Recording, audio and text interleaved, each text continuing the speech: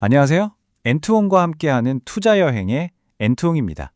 오늘 함께 살펴볼 기업 바로 동아소시오홀딩스인데요. 이 회사 최근에 역대급 실적을 냈거든요. 그런데 이상하게 주가는 영 힘을 못 쓰고 있어서 많은 분들이 고개를 갸웃하고 계시죠.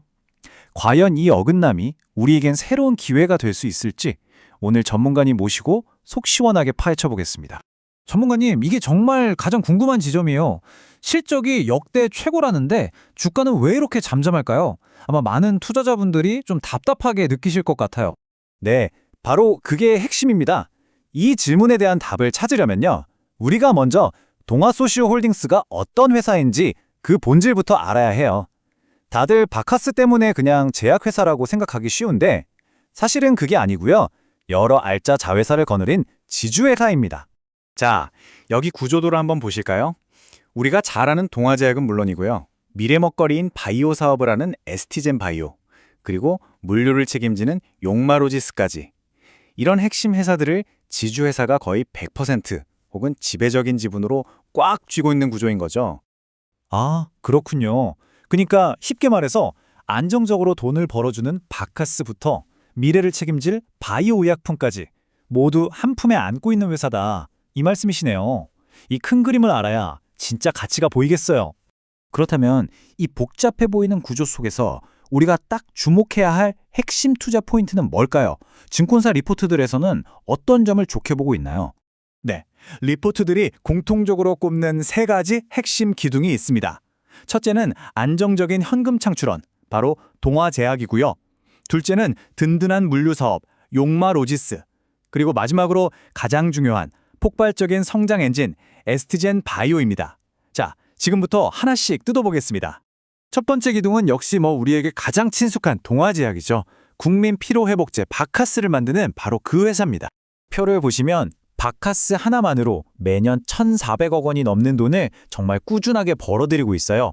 여기에 오쏘몰이나 판피린 같은 다른 효자 상품들까지 더해져서 그룹 전체에 마르지 않는 샘물처럼 현금을 공급해주는 거죠. 그야말로 든든한 캐시카우 역할을 톡톡 퇴하고 있습니다. 자, 그리고 두 번째 기둥은 물류 전문 자회사인 용마로지스입니다. 특히 이 회사는 굉장히 까다로운 의약품 물류에 특화된 강점을 가지고 있어요. 요즘 경기가 안 좋아서 물류 시장 전체가 좀 어렵잖아요. 그런데도 용마로지스는 내년에 5.8%라는 아주 견조한 성장을 보여줄 걸로 기대됩니다. 그룹의 또 다른 안정적인 수익원 역할을 잘 해내고 있다는 뜻이죠. 안정적인 성장 정말 인상적이네요. 그럼 용마로지스의 미래는 좀 어떻게 보세요? 네, 여기서 더 중요한 포인트가 바로 그 미래 성장 동력인데요. 2027년에 안성에 어마어마한 규모의 새 허브센터가 돌아가기 시작합니다. 이렇게 되면 물류 처리 능력이 지금과는 비교도 안 되게 커지면서 중장기적인 성장 발판까지 확실하게 마련하게 되는 거죠. 안정적인 캐시카우에 든든한 물류까지 정말 잘 들었습니다. 이제 많은 분들이 가장 기대하실 것 같은데요. 이 회사의 성장 엔진, 그 이야기도 좀 들어봐야겠죠? 맞습니다. 드디어 오늘의 하이라이트라고 할 수 있겠는데요. 동아소시오홀딩스의 심장, 핵심 성장 엔진으로 꼽히는 에스티젠 바이오를 살펴볼 차례입니다. 이 숫자 하나가 모든 걸 말해줍니다. 2025년 예상 매출 성장률이 무려 플러스 76.2%예요. 어마어마하죠. 앞서 말씀드린 두 회사가 그룹의 안정성을 받쳐준다면 이 에스티젠 바이오는 그룹 전체를 끌고 나갈 성장성의 폭발적인 엔진인 셈입니다. 이게 그냥 하는 말이 아니고요. 실제로 한 증권사 리포트에서는 에스티젠 바이오를 콕 집어서 향후 장기 성장을 이끌어갈 핵심이라고 못 박기도 했습니다. 와, 정말 대단한 성장세네요. 혹시 이런 기대를 뒷받침할 만한 회사의 실제 움직임 같은 것도 있을까요? 네, 당연히 있죠. 이게 단순한 희망회로가 아니라는 증거가 바로 최근에 나온 대규모 투자 발표입니다. 회사가 무려 1,090억 원이라는 큰 돈을 들여서 송도 공장을 더 짓기로 결정했어요. 전 세계에서 밀려드는 주문을 소화하기 위해서 이제 구체적인 행동에 나선 겁니다. 와, 정말 긍정적인 이야기들을 쭉 해주셨는데요. 하지만 모든 좋은 점만 있을 순 없겠죠. 투자하기 전에 우리가 꼭 확인하고 넘어가야 할 그런 잠재적인 위험 요인은 없을까요? 맞습니다. 리스크 점검은 아무리 강조해도 지나치지 않죠. 긍정적인 면은 보신 것처럼 자회사들이 다 잘하고 있고 배당도 꾸준히 늘리고 있고 ESG 평가도 최고 등급을 받았다는 점이에요. 반면에 우리가 주의해야 할 부분도 분명히 있습니다. 첫 번째는 바로 지주회사 디스카운트입니다. 여러 회사를 거느리다 보니까 구조가 복잡해서 제 가치를 다 평가받지 못하는 경향이 있는 거죠. 그리고 두 번째는 내부 거래 비중이 좀 높다는 지적이 있어요. 그룹 계열사끼리 거래를 많이 한다는 건데 이 부분은 지배구조의 투명성 측면에서 투자자들이 눈여겨보는 부분이거든요. 이 두 가지는 꼭 기억해 두셔야 합니다. 네, 장점과 리스크까지 균형 있게 잘 짚어주셨습니다. 그렇다면 이 모든 걸 다 고려했을 때 전문가들은 앞으로의 실적과 기업 가치를 어떻게 보고 있나요?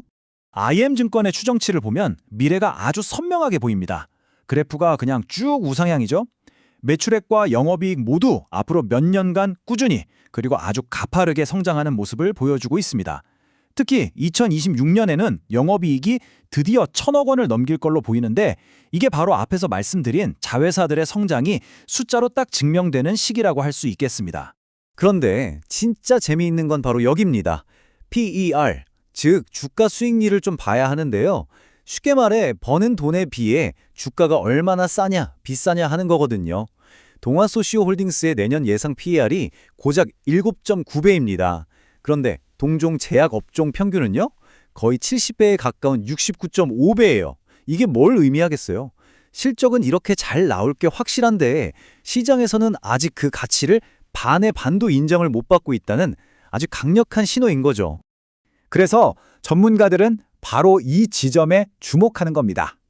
한마디로 안정성과 성장성, 이 두 마리 토끼를 다 잡았기 때문에 이제는 제대로 된 평가를 받을 때가 됐다. 이것이 바로 오늘 분석의 핵심 결론이라고 할 수 있겠습니다. 네, 전문가님, 오늘 정말 명쾌한 분석 감사드립니다. 그럼 시청자분들이 기억하기 쉽게 오늘 나온 이야기의 핵심만 제가 딱 세 줄로 요약해 드릴게요. 첫째, 동아제약이라는 든든한 현금 창출원과 ST젠바이오라는 강력한 성장 엔진, 이 둘을 모두 가졌다. 둘째, 실적은 분명히 성장하는데 주가는 업종 평균에 비해 너무나 싸다. 즉 저평가 상태다.